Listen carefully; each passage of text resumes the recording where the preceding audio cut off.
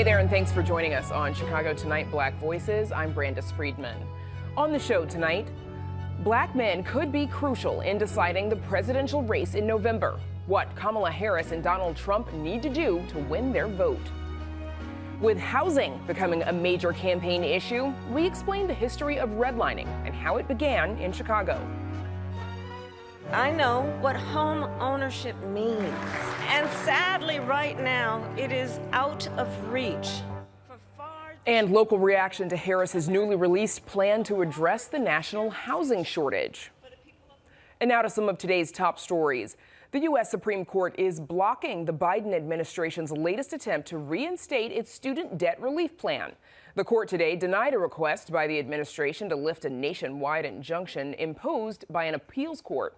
The program that would lower payments for millions of borrowers will instead remain on hold while lawsuits make their way through lower courts. Critics of Biden's program say it would require billions in additional spending that was not authorized by Congress. Today's order has no immediate impact on borrowers currently enrolled in the program. Cleanup efforts are underway after last night's storms. Crews today cleaned up trees and large branches after high winds and heavy rain hit the Chicago area. Around 40,000 customers experienced power outages last night, according to ComEd. And as of 4 p.m. today, about 9,000 customers were still without power. Drivers taking DuSable Lakeshore Drive through the Uptown and Edgewater neighborhoods will need to find another route for a few evenings next week.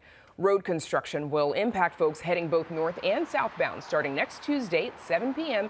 and each night through Thursday, September 5th, with lane reductions and closures fully reopening each morning at 6 a.m. The Chicago Department of Transportation says the work is expected to be completed by late October. CDOT recommends planning ahead and allowing extra time for alternate routes. Up next, what the candidates for president need to do to capture a key demographic right after this.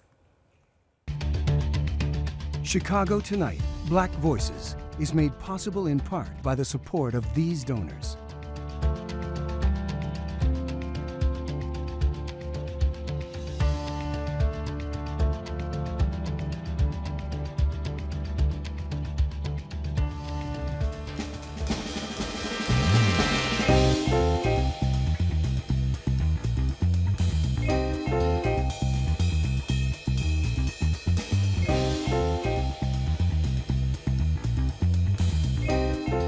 Black men are emerging as a potentially key voting bloc in this year's presidential race. And while black men have traditionally been reliable voters for Democrats, some say they feel disconnected from the party and are frustrated by its inaction. Both candidates, Kamala Harris and Donald Trump, are making a push to appeal to black men ahead of November's election. Joining us now with more on the importance of that vote are Alvin Tillery, founder and treasurer of the Alliance for Black Equality, and Devin Jones, Republican committeeman of the 18th Ward and chairman of the South Side Republicans. Thanks to you both for joining us. Welcome back. Thank you. So let's start about some of the issues that are especially important to black male voters this election cycle. Alvin Tillery, let's start with you. Yeah, well, my firm, the 2040 Strategy Group, which is supporting the Alliance for Black Equality Super PAC, where we're trying to mobilize millennial and Gen Z black voters and young black men, we've been polling on the cycle since October. And we found that the top 4 issues for black voters, particularly those under 40, are gun violence, sort of fears about declining race relations, fears about bans on black history, and bans on corporate DEI programs. And those things have resonated pretty consistently since August, and right up until 2 weeks ago when we pulled our last poll out of the field. And to be clear, you're talking about August of last year, not Yeah, October of last year. exactly. All right. Yeah. Devin Jones, same question to you. What do you think are some of the issues that are important to black men this election cycle? Sure. I think on the ground, a lot of people are dealing with financial issues, the ability to take care of themselves and their families. I'm a millennial myself. I'm 38. And a lot of us are struggling to find gainful employment, meaningful employment. Entrepreneurs are not doing well. So that's what I see on the ground. It is more economic issues that the climate is not healthy for us. Devin, you're a Republican and a supporter of Donald Trump. What attracts you to him as a voter? Sure. I think for me, it's a curtailing of government. Every dollar that the government takes is a dollar that I have to give it. And as we have seen, government has not served, especially black men in this country and in this city. We see a migrant crisis that is out of control. And so money that should be going to communities that we have to pay in taxes is going to other things that don't actually help the community. So that's what attracts me to him, is his what he did in the last 4 years to curtail the federal government and allow us to be able to fight at the state level for different policies. Why do you think Donald Trump resonates with other black men? I think the same reason, and it's not so much that Donald Trump necessarily resonates. I think a lot of it is we have seen the destructive policies of Democrats in this city and in this state. We've seen what progressivism has to offer, and we're not attracted to it anymore. Alvin Tillery, why do you think Vice President Harris is the better candidate for the job? Well, I mean, I have to disagree with Devin. I mean, Donald Trump's Project 2025 and his Project 47 agenda are deeply steeped in anti-blackness. I mean, one of the first sort of policy promises is to defund the Equal Employment Opportunity Commission, which comes to us out of the Civil Rights Act of 1964, which bans workplace discrimination. If you defund the organization meant to police workplace discrimination, what will happen to black men in the hiring process? I also think the anti-DEI and the bans on black history, they actually started with Donald Trump. That was one of the last acts of his presidency, was to ban sort of spending on DEI programs in the federal government. And black men, 85% are not in line with that agenda. The question, and where I think Devin is right, is that can Trump win 10, 11, 12% of the black male population? He absolutely can. And that spells a loss for Kamala Harris. And that's why they should be alarmed on the Democratic side. So following the Democrat, did you want to add something? I did. Devin? So Project 2025 is from the Heritage Foundation. That is not a part of Donald Trump's campaign. It's not a part of his agenda.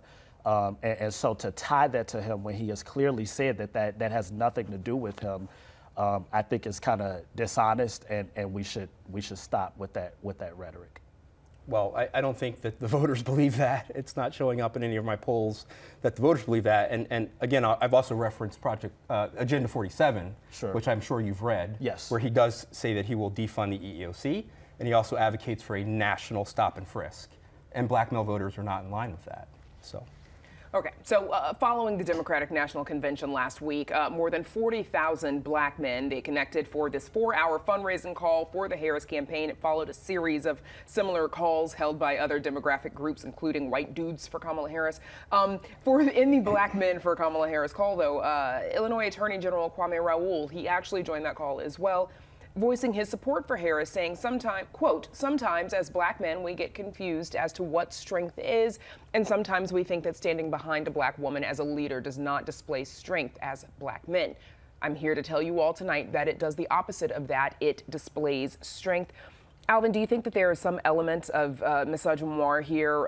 What part of black men's reluctance to support Kamala Harris is about a woman being in the highest position of power? Well, yes, and again, Brandon, so I want to be clear. 8 in 10 black men are going to go to the polls and vote for Kamala Harris. The comparator is Barack Obama, who would have gotten, 9.5 out of 10, right? And so among that sort of group, misogynoir, not wanting to have a woman president, it is part of the cocktail that creates a problem for Kamala Harris, who right now is running behind where Joe Biden was in 2020 with black voters. And she's got to be up where Barack Obama was in 2008 and 2012 to win. And some of those folks are like Devin. They're much more sympathetic to the Republican policy agenda. There is a new black swing voter that he's working to court. It's just a much smaller share of the population than I think you would agree with. But yet all of these things are in play and could easily deny her the presidency. And that's why I started the Alliance for Black Equality, to mobilize young blacks and black men to understand the policy agendas that are at play in this election. Devin, what do you think? Is there an element of misogynoir here?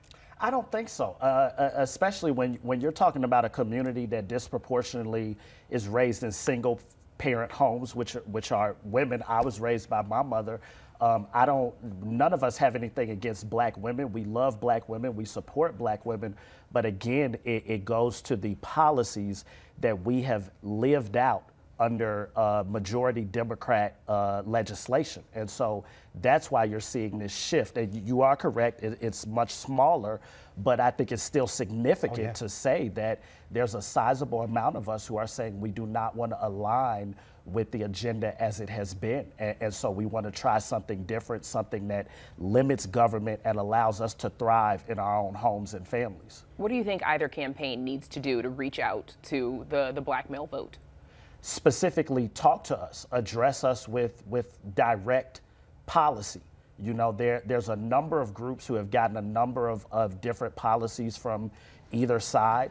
And so I would like to see more policy that is directed not just to black men, but to black people in general, and specifically to American freedmen. Because there's a difference between just saying black and those of us who would consider ourselves American freedmen. American freedmen. Yes, so the descendants of slavery, people who have, some people might say foundational black Americans, ADOS, that group of people, those of us who don't come from an immigrant background but have been here since the foundation of this country, yes. Alvin, same question to you. What do you think the campaigns need to do to reach out to black voters? Well, this is where I actually agree with Devin. I think that the messaging that they're employing is a kind of race-neutral messaging meant to bring everyone under the big tent, because she's running under the sort of belief that she's got to bring as many white swing voters from the suburbs and the rural areas over to her as possible. And I think that they're leaving on the table direct messaging to black men about the agenda items that they care about, whether they're what Devin talks about or what I have found in my surveys of 25,000 black people since last fall, right? And so the reality is that they're not doing a good job with that. And the reality is that has to change. And so why I started my super PAC is to fund digital ads, not television ads, which young black people don't watch, right? Because they're watching on their phones, right? So that they can directly speak to these young people. And I would like to see the campaign do more of that, rolling out less septuagenarian and octogenarian electeds as their surrogates, getting young people to talk to other young people. That's what they can do. Looks like the black male vote, and maybe the black vote altogether, based on what the two of you are saying, could be crucial for this election. We'll have to leave it there. I'm sure we'll talk about it more. Alvin Tillery and Devin Jones, thanks so much for joining us. Thank you. Up next, Chicago's persistent history of housing segregation.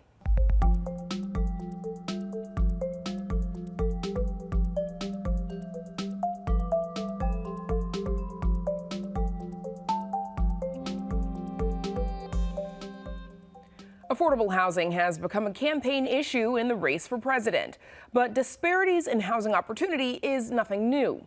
To understand where we are today, it can be useful to look back at how we got here. The latest in our digital series, WTTW News Explains, explores the history of redlining and its origins here in Chicago.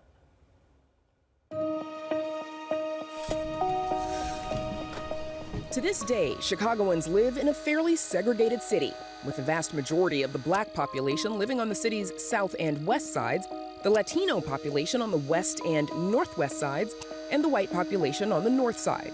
And that segregation didn't happen by coincidence, but by design. It dates back to a time when blacks were prevented from buying homes, not only by real estate agents who steered prospective black buyers to black neighborhoods, but also by banks and the federal government through a process called redlining. Put simply, redlining is the act of denying people access to credit because of where they live and who they are, even if they're qualified borrowers. So how did early to mid-20th century Chicago use redlining to deny many blacks from achieving the American dream? Here's Chicago, circa the early 20th century, color-coded by the Federal Homeowners Loan Corporation and Federal Housing Administration to indicate where it was safe to lend and insure mortgages. The areas color-coded green or blue indicated neighborhoods with A or B ratings, considered the best or desirable areas for them to insure a mortgage. A yellow or C rating meant the neighborhood was declining, and red or D meant hazardous. As you can guess, those neighborhoods rated red were largely black and deemed too risky to insure mortgages. A 1940 appraiser's map refers to some redline Chicago neighborhoods as virtually 100% Negro, overcrowded, and blighted.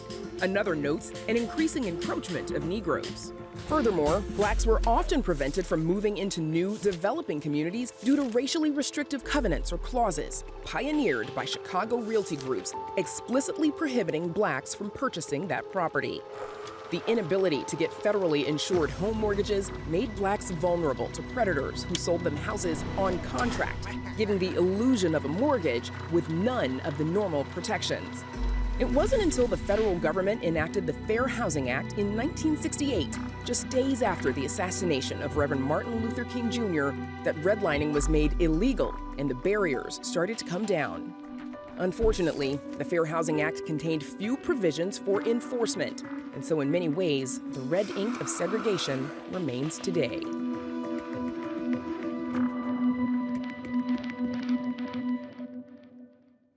And you can see more of our Emmy Award-winning series, WTTW News Explains, on our website at WTTW.com/explains.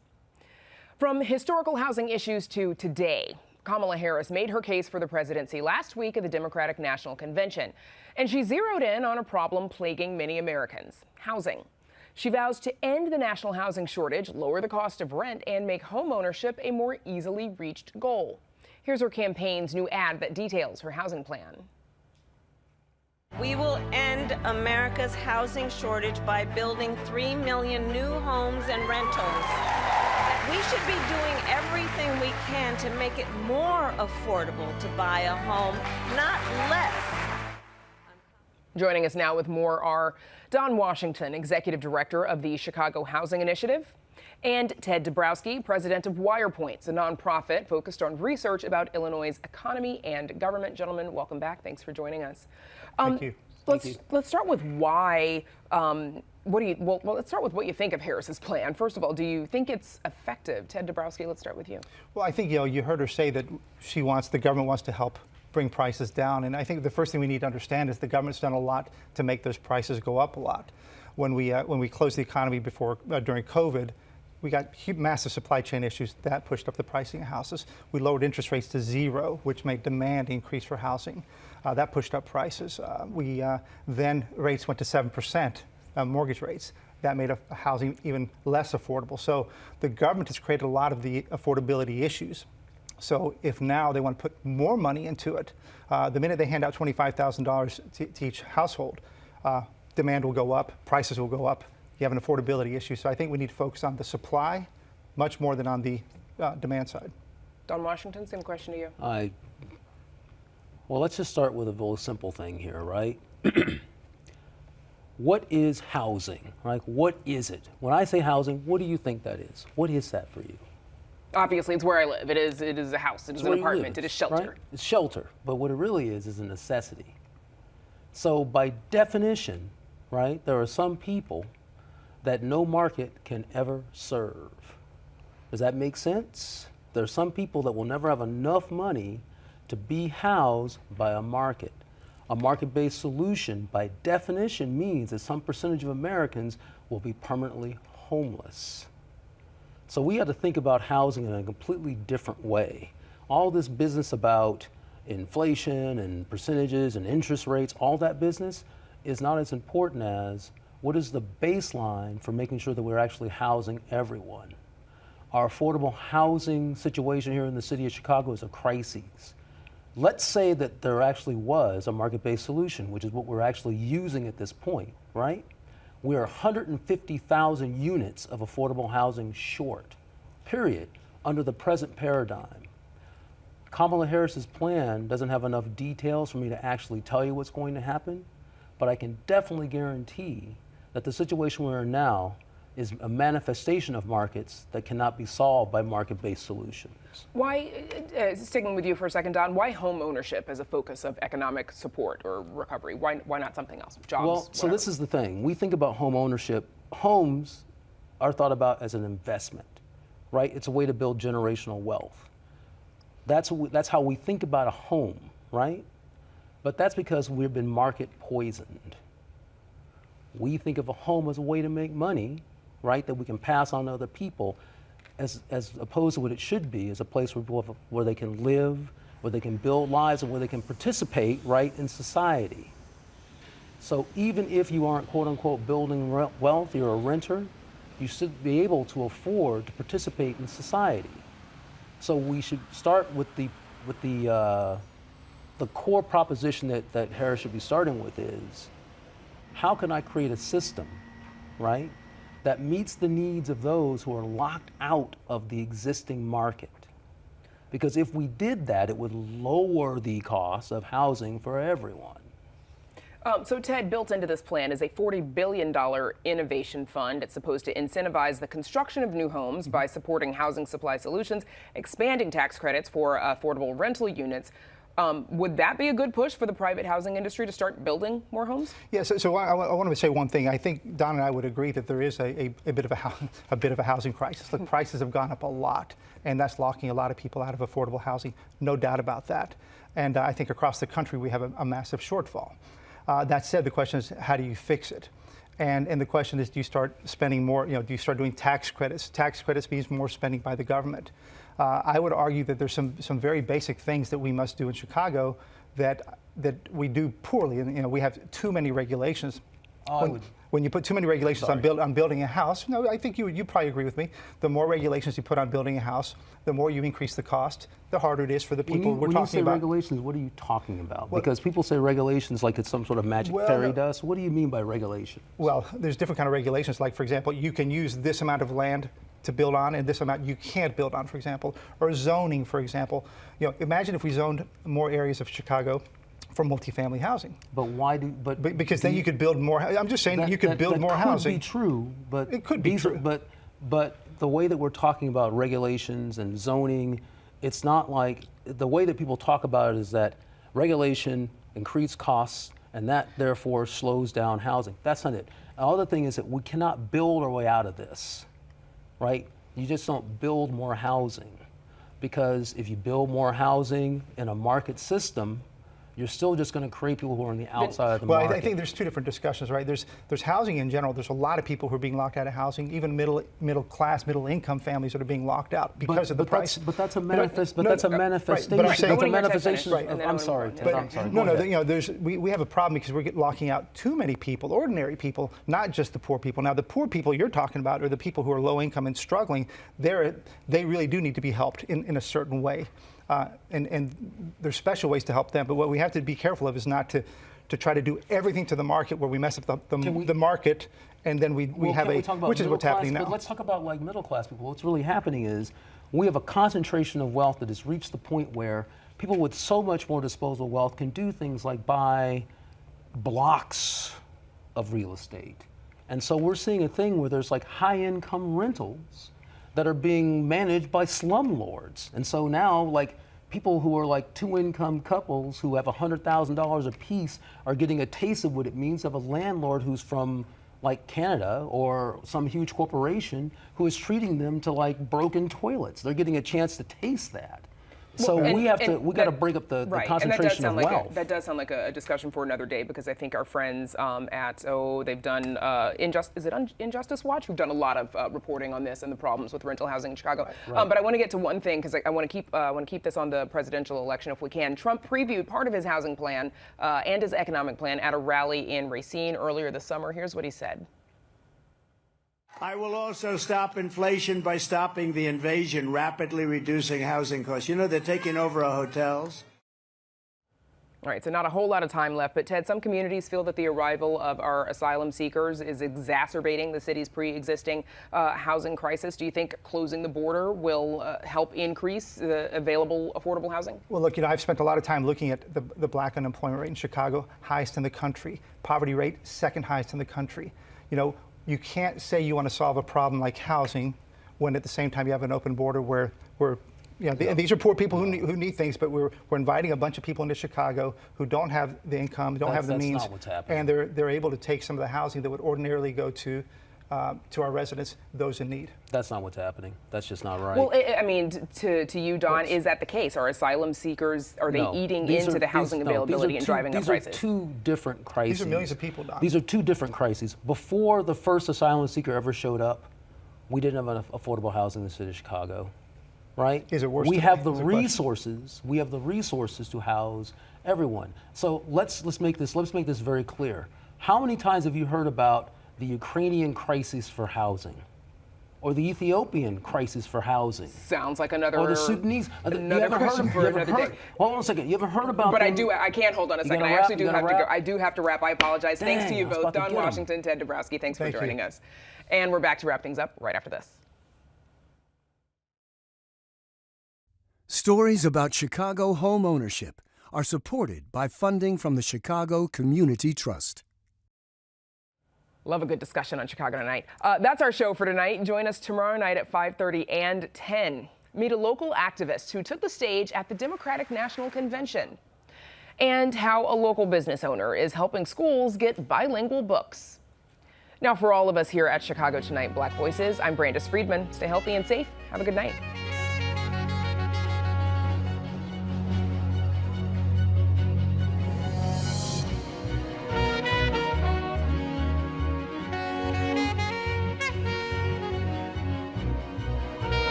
Closed captioning is made possible by Robert A. Clifford and Clifford Law Offices, a personal injury law firm dedicated to preserving the dignity and rights of all individuals.